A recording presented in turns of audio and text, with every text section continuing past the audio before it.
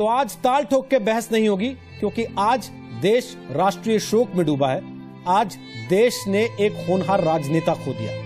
आज दिन की सबसे बड़ी खबर रही दिल्ली में सड़क हादसे में केंद्रीय ग्रामीण विकास मंत्री और महाराष्ट्र बीजेपी के कद्दावर नेता गोपीनाथ मुंडे की मौत। पोस्टमार्टम और बीजेपी दफ्तर में श्रद्धांजलि के बाद मुंडे का पार्थिव शरीर मुंबई के लिए रवाना किया जा चुका है। अब से थोड़ी देर के बाद उनका पार्थिव शरीर विशेष विमान से मुंबई पहुंच जाएगा। दूसरी तरफ दिल्ली में मुंडे की कार को टक्कर मारने वाली गाड़ी के ड्राइवर को पुलिस पेशी के लिए तुगलक रोड थाने से पटियाला हाउस कोर्ट लेकर गई, जहां उसे जमानत मिल चुकी है। हम आपको बता दें कि इसी कार के ड्राइवर ने सबसे पहले पुलिस को 100 नंबर पर फोन करके यह जानकारी दी थी कि उसकी गाड़ी से टकराने के बाद ऐसा एक हादसा हुआ है, जिसमें कि गोपीनाथ मुंडे देश के ग्रामीण विकास मंत्री सवार थे और वो घायल होने के बाद अस्पताल ले जाए गए हैं। यह अलग बात है कि अस्पताल में डॉक्टर्स ने उन्हें ब्रॉट डेड यानी लाए जाने पर ही मृत घोषित कर दिया था। थोड़ी देर के बाद उन्होंने इसका ऐलान भी किया। गोपीनाथ मुंडे विजय रैली में शरीक होने के लिए महाराष्ट्र में अपने गांव की तरफ रवाना हुए थे, लेकिन होनी को कुछ और ही मंजूर था। दिल्ली एयरपोर्ट के रास्ते पर ही वो हादसे का शिकार हो गए। हादसा कैसे हुआ, कहां हुआ, एक एक चीज जी न्यूज के रिपोर्टर आपको बता रहे हैं। मैं गोपीनाथ मुंडे ईश्वर पर शपथ लेता हूं। 26 मई को मोदी सरकार में कैबिनेट मंत्री के तौर पर शपथ लेने वाले बीजेपी नेता गोपीनाथ मुंडे को क्या पता था कि वो ये शपथ महज 8 दिनों के लिए ले रहे हैं। इस शपथ ग्रहण के ठीक 8 दिनों बाद ही केंद्रीय ग्रामीण विकास मंत्री गोपीनाथ मुंडे दिल्ली में एक सड़क हादसे का शिकार हो गए।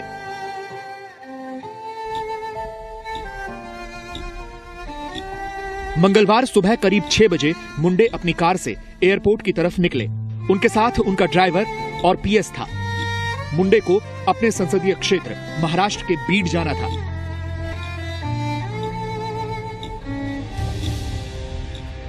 एयरपोर्ट जाने के दौरान अरबिंदो चौक पर उनकी SX4 कार को इंडिका कार ने टक्कर मार दी। मुंडे कार की पिछली सीट पर बैठे थे। टक्कर लगते ही कार में नीचे गिर पड़े। उन्होंने तुरंत अपने सिक्योरिटी गार्ड से पानी मांगा और जल्दी अस्पताल ले जाने के लिए कहा। एक कार एक्सीडेंट होने से डैश हुआ कार को। वो कार में बैठे थे, गिर गए, उनको चोट लगी। उनको सफदरजंग हॉस्पिटल में लाया गया था। डॉक्टर ने पूरी कोशिश की और करीब 8 बजे डॉक्टर ने उनको मृत घोषित किया है। ये बहुत हम सबके लिए दुखद घटना है। गोपीनाथ मुंडे को सुबह 6:30 बजे एम्स लाया गया, जहां डॉक्टरों की पूरी टीम उनके इलाज में जुट गई। जब उनको इमरजेंसी डिपार्टमेंट में लाया गया तो उनका कोई ब्लड प्रेशर नहीं था, उनकी सांस नहीं चल रही थी और उनकी हृदय गति भी रुकी हुई थी। डॉक्टरों की तमाम कोशिशों के बावजूद उन्हें बचाया नहीं जा सका। सुबह 7:20 पर मुंडे को मृत घोषित कर दिया गया। चिकित्सा पद्धति के अनुसार उनको कार्डियोपल्मोनरी रिससिटेशन या रिवाइव कराने की पूरी कोशिश की गई, किंतु 50 मिनट के गहन रिवाइवल की कोशिश के बाद भी उनको रिवाइव नहीं किया जा सका और 7:20 पर उनको मृत घोषित किया गया। पोस्टमार्टम रिपोर्ट के मुताबिक मुंडे की मौत की वजह अंदरूनी चोट से मुंडे का लीवर फट गया और ब्लीडिंग हुई। मुंडे की रीढ़ की हड्डी टूटी हुई थी। नाक की हड्डी भी टूटी हुई थी। डॉक्टरों के मुताबिक अस्पताल ले जाने से पहले मुंडे की मौत हो चुकी थी। महाराष्ट्र ही नहीं, देश ने एक ऐसा नेता खो दिया जिससे बहुत उम्मीदें थीं। दिल्ली से पूजा मक्कड़ और जितेंद्र शर्मा के साथ रवि त्रिपाठी, जी मीडिया, दिल्ली। लेकिन आज हम आपको बताते हैं गोपीनाथ मुंडे की मौत के बाद मुंडे महाजन परिवार का एक अजब इत्तेफाक। गोपीनाथ मुंडे पूर्व केंद्रीय मंत्री प्रमोद महाजन के बहनोई थे। प्रमोद महाजन, उनके भाई प्रवीण महाजन और अब गोपीनाथ मुंडे, तीनों की मौत एक ही तारीख को हुई और वो तारीख है 3 तारीख। इसके अलावा एक बात और है जो इन 3 अकाल मृत्यु में एक साथ एक कड़ी का काम करती है, वो क्या है, इस रिपोर्ट में देखिए। हर 4 साल के बाद की 3 तारीख मुंडे महाजन परिवार के लिए एक मनहूस दिन लेकर आता है। यह महज इत्तेफाक है या फिर इसे कुछ और कहें? महाजन मुंडे परिवार के लिए 3 तारीख का यह मनहूस सिलसिला शुरू हुआ 2006 में। पूर्व केंद्रीय मंत्री और बीजेपी के कद्दावर नेता प्रमोद महाजन की असामयिक मौत हो गई।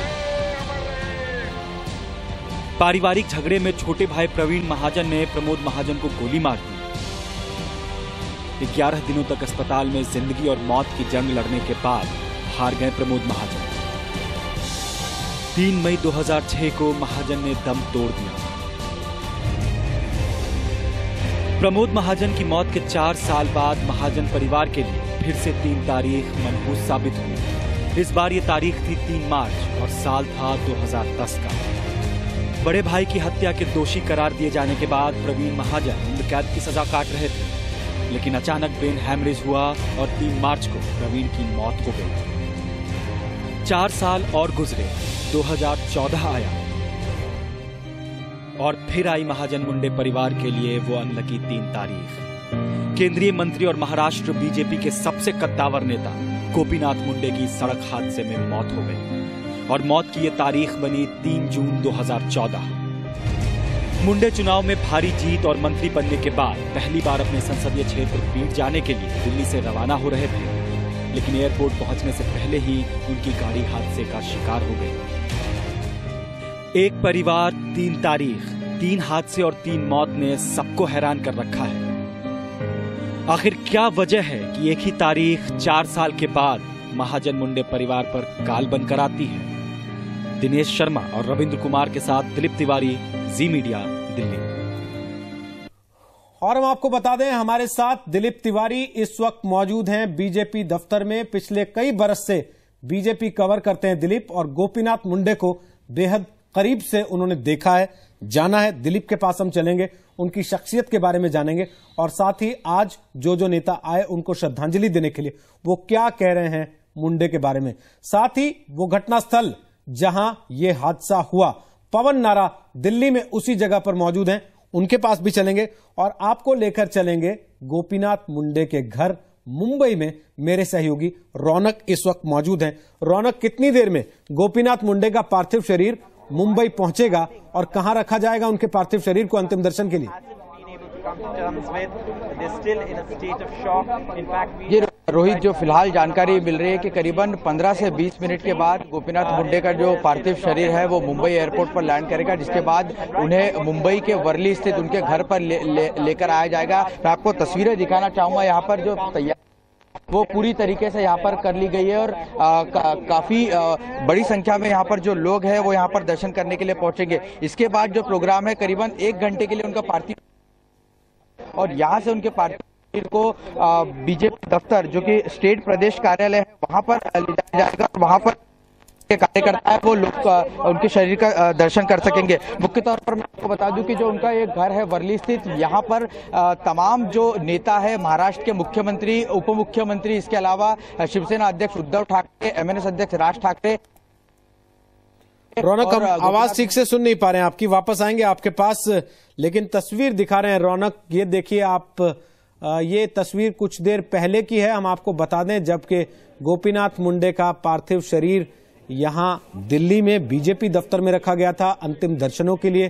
तमाम बड़े नेता वहां पर पहुंचे, उन्होंने अंतिम दर्शन किए, श्रद्धांजलि अर्पित की गोपीनाथ मुंडे को। निश्चित तौर पर दिलीप, देश ने एक बड़ा नेता खोया है। सिर्फ बीजेपी या महाराष्ट्र का ये नुकसान नहीं है, केवल 8 दिन वो मंत्री रह पाए। लेकिन एक इत्तेफाक, मैं आपसे जरूर इस पर बात करना चाहूंगा, क्योंकि आपने उन तीनों हादसों को बड़े करीब से देखा है, और तीनों हादसे 3 ही तारीख को हुए। बल्कि मैं चौथा भी जोड़ना चाहता हूं, विवेक मोइत्रा जो कि प्रमोद महाजन के सचिव थे उस वक्त, उनकी मौत भी 3 तारीख को ही हुई थी। बिल्कुल, अगर आप रोहित इस इत्तेफाक की बात करेंगे तो ये कम से कम मुंडे और महाजन परिवार के लिए ये बेहद अशुभ संकेत है और अशुभ दिन भी है, अशुभ नंबर भी है, अगर इसको आप इस तरीके से देखें। क्योंकि प्रमोद महाजन की जिस तरह से मौत हुई थी वो भी माना गया कि एक तरह से आप कहें कि देश ने एक बहुत बड़ा बीजेपी का नेता खोया था। उस वक्त भी बीजेपी ने कहा था कि हमने एक ऐसा कद्दावर नेता खो दिया जिसकी भरपाई नहीं होगी। लेकिन महाजन के जाने के बाद मुंडे ने कम से कम महाराष्ट्र की राजनीति में बीजेपी की तरफ से वो स्थान जरूर बनाया था जिसमें ये माना जाता था कि वो पिछड़े वर्ग का, ओबीसी वर्ग का एक चेहरा है और महाराष्ट्र में बीजेपी का चेहरा है। और अब बार बार बात चली थी, जिस तरह से आपने सुना होगा महाराष्ट्र के बीजेपी नेताओं को, कि हमने लोन के तौर पर केंद्र को, मोदी सरकार को अपना नेता दिया है गोपीनाथ मुंडे। और हम 3 महीने बाद जब हम नई विधानसभा में जाएंगे, नया चुनाव होगा, तो हम वापस पाएंगे गोपीनाथ मुंडे को। और मुख्यमंत्री का दावा जो है वो था गोपीनाथ मुंडे के समर्थकों की तरफ से, और ये माना जा रहा था कि वो सबसे बड़े नेता हैं। आज मैं आपको बताऊं कि यहाँ पर शरद पवार का आना, यहाँ राहुल गांधी का आना, और आप इसको पॉलिटिक्स में एक नए नजरिए से देखिए आप रोहित, कि राहुल गांधी ने आकर ये संकेत दिए हैं कि चाहे जितनी भी बड़ी कड़वाहट हो चुनाव के दौरान, चाहे जितनी भी बड़ी लड़ाई हो, लेकिन जब गोपीनाथ मुंडे जैसे नेता हमारे बीच में नहीं है तो उनके लिए श्रद्धांजलि देने राहुल गांधी बीजेपी हेडक्वार्टर में आए। और मैंने कई साल में ऐसी परंपरा बहुत पहले नहीं देखी है। और आमतौर पर अक्सर ये होता है कि लोग अपनी श्रद्धांजलि व्यक्त करते हैं टीवी के जरिए, या आप कहें ट्विटर के जरिए, या फेसबुक के जरिए, या अपनी तरफ से जो उनको फूलों का हार भेजा जाता है। लेकिन आज मैंने यहाँ पर जब राहुल गांधी को देखा, शरद पवार और महाराष्ट्र की राजनीति का एक विशेष चेहरा आप देखिए, जो चेहरा राजनीति से परे ले जाता है नेताओं को, इन नेताओं को एक कदम आगे खड़ा करता है। कई राज्यों में जहां हमने देखा कि बेहद तलखी होती है, जहां ऐसे दुखद मौके पर भी लोग राजनीति नहीं छोड़ते हैं, उस बीच में अगर शरद पवार जैसे नेता या बाकी जो पार्टियों के नेता हैं वो इस तरह से अपने आप को ऊपर उठाते हैं और ऊपर रखते हैं, तो जनता में भी एक अच्छा संदेश जाता है कि आपको दुख के मौके पर सबके साथ खड़ा होने का, विरोधी हो चाहे आपका दुश्मन हो, कंधे से कंधा मिलाकर खड़े होइए। और ऐसे में रोहित, मैं आपको कहूं कि जब कल देर रात काउंसिल ऑफ मिनिस्टर्स की बैठक खत्म हुई तो हम ये कोशिश करते हैं जानने की कि चलिए औपचारिक तौर पर न सही लेकिन अनौपचारिक तौर पर तो बातचीत होगी, और उन सब में सबसे बेहतर नेता अगर कोई था तो वो गोपीनाथ मुंडे था। और कल हमारे कई सहयोगी उनके पास रहे हैं, तकरीबन पौने घंटे तक मुलाकात हुई है, और उन्होंने चलते चलते जब गुड नाइट कहा तो हमें ये आशंका नहीं थी कि जिस नेता से हम मिल रहे हैं, जिस नेता के पास हम बैठे हैं, कल वो हमारे साथ नहीं होगा। तो हम आपको दिखा रहे हैं 3 शख्स, 3 हादसे, 3 तारीख और 1 परिवार। जी हां, पहले प्रमोद महाजन, फिर उनके भाई प्रवीण महाजन, और अब गोपीनाथ मुंडे। तीनों का रिश्ता 3 तारीख से रहा। तीनों की अकाल मौत 3 तारीख को हुई है। 3 मई 2006 को एक मौत, 3 मार्च 2010 को एक मौत, और 3 जून 2014 को एक मौत। बेशक ये इत्तेफाक हो सकता है, लेकिन ये इस परिवार के साथ बेहद भारी पड़ा। इस परिवार पर हम आपको सीधे उस जगह पर लेकर चल रहे हैं, दिल्ली में, जहां आज ये हादसा हुआ, जिसके बाद गोपीनाथ मुंडे की मौत हो गई। पवन नारा इस वक्त वहां पर मौजूद है। पवन, हम चाहेंगे जो दर्शक अभी अभी जुड़े हैं हमारे साथ, सुबह ये हादसा हुआ, उनको आप वो जगह दिखाएं, बताएं कहां से वो गाड़ी आई थी, किस तरफ गई थी, जिसने एक केंद्रीय मंत्री की जान ले ली। जी बिल्कुल रोहित, हम आपको दिखाना चाहेंगे, यही वो चौराहा है यहाँ पर जहाँ ये गाड़ियाँ जा रही हैं। ठीक यहीं पर गोपीनाथ मुंडे की गाड़ी सामने जो पृथ्वीराज रोड है वहाँ से आ रही थी, और जिस गाड़ी से उनकी गाड़ी टकराई वो सामने INA जो आप बस देख पा रहे होंगे इस तरफ से आ रही थी। काफ़ी दूर से गाड़ी ने ब्रेक मारने शुरू किए और ठीक इस चौराहे के बीच में जो है गाड़ी टकराई, और गोपीनाथ मुंडे जिस गाड़ी की सीट पर पिछली ओर बैठे थे उस पर आकर वो गाड़ी टकराई और ये एक्सीडेंट हुआ। ये वक्त था सुबह लगभग 6:20 का, जब गोपीनाथ मुंडे एयरपोर्ट के लिए रवाना हो रहे थे, जहां उन्हें एक विजय जुलूस में शामिल होना था और सीधे सफदरजंग रोड पर जा रहे थे। लेकिन एक विडंबना देखिए कि इतना VIP इलाका है, 1 किलोमीटर दूर प्रधानमंत्री का घर है, यहाँ पर बड़े बड़े नेताओं के घर हैं, केंद्रीय मंत्री यहाँ रहते हैं, लेकिन इस चौराहे पर कोई CCTV फुटेज नहीं है। जिस तरह से हादसा हुआ, जिस गाड़ी ने टक्कर मारी, वो गाड़ी ब्रेक लगाने के 30 फीट तक, यानी 30 फुट जो है वो घिसटती चली गई। आप समझ सकते हैं कितनी तेज स्पीड होगी।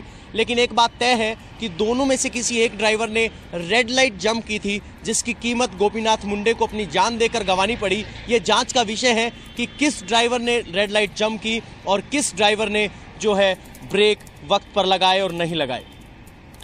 बिल्कुल आप रहिएगा हमारे साथ। अपने दर्शकों को हम एक चीज बताना चाहते हैं, यहाँ पर हमारे देश में आतंकवाद के शिकार होकर उतने लोग जान नहीं गंवाते जितने लोग सड़क हादसों में जान गंवा देते हैं। और केंद्रीय मंत्री की सड़क हादसे में मौत से आप ये अंदाजा लगा सकते हैं कि आम आदमी की जिंदगी इस देश में सड़क पर कितनी वल्नरेबल होती है, या आप यूं कहिए कि कितनी कठिन, कितनी मुश्किल होती है।